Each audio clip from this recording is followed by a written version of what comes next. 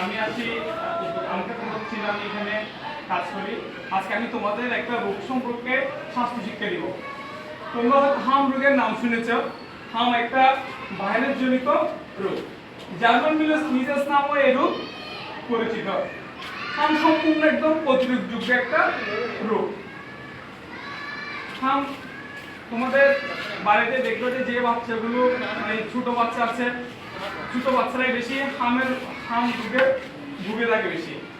যেমন হাম রোগ হলে কি কি লক্ষণ থাকতে পারে?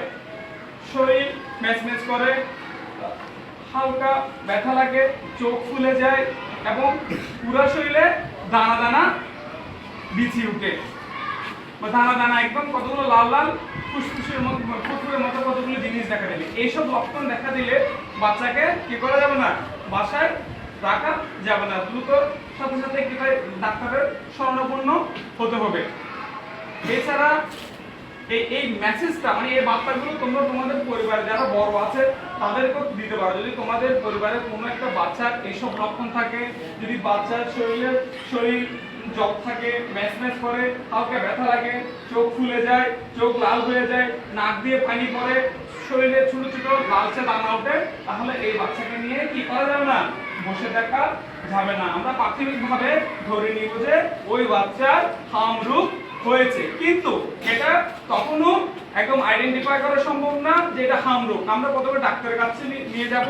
যদি ডাক্তার চিকিৎসার পর ডাক্তার এটাকে ওই বাচ্চাটাকে দেখার পর ডাক্তার আইডেন্টিফাই করবে, ডাক্তারই এইটা হাম হয়েছে কিনা দেখবে। তো আমি আজকে তোমাদের কাছে এই বাচ্চাটাই দিতে আসি। তোমাদের পরিবারে যে বাচ্চাগুলো আছে এই বাচ্চাদের যদি এ ধরনের কোনো লক্ষণ থাকে, তোমরা তোমাদের বড়দের এবং বাবা মা বড় যারা আছে তাদেরকে বলবেন যে আমাদের এইসব বাচ্চা দেওয়া হয়েছে। যদি কোনো বাচ্চার এইসব লক্ষণ দেখা দেয় তাদেরকে তোমরা বলবা ওকে নিয়ে এখানে বসে থাকবে না, চলো ডাক্তারের কাছে যাই, ঠিক আছে?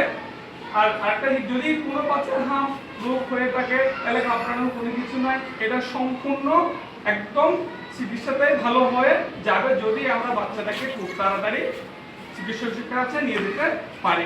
হাম থেকে বাচ্চার অনেক ধরনের সমস্যা হয়। হাম রোগ থেকে বাচ্চার নিউমোনিয়া হতে পারে, বাচ্চার মস্তিষ্কের সমস্যা হতে পারে। তাই এই রোগ দেখা দেওয়ার সাথে সাথে বসে থাকা যাবে না।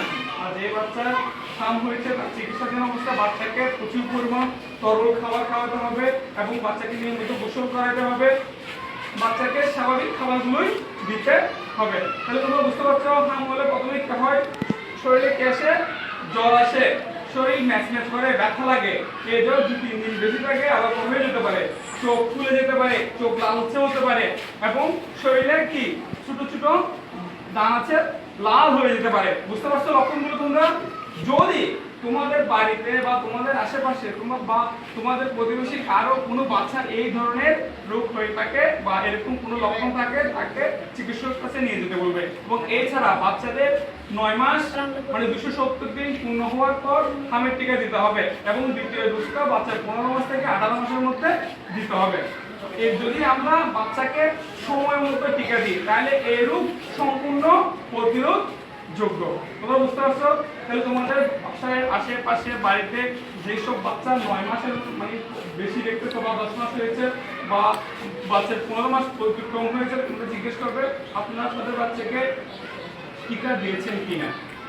তোমাদের এই বাচ্চাটাও কিন্তু একটু কাজে আসতে পারে।